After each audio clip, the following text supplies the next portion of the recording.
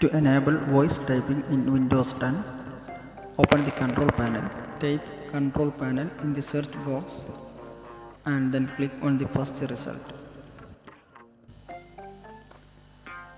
Now in this window, after making the view option as large icons, locate speech recognition. It is here. Open it. Now in this window, click on the first option here, start speech recognition.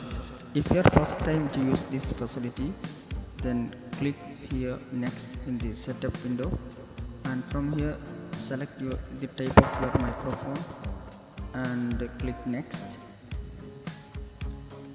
Click next. In this window, read aloud the sentence written here.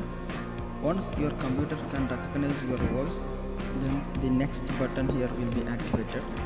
Click here next. Your microphone is set up now. Click next.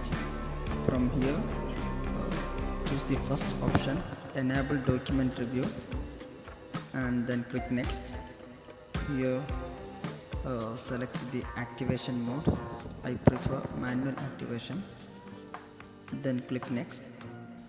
From here you can print out list of some commands that your computer can respond to. Click next. Put check mark towards this option and then click next.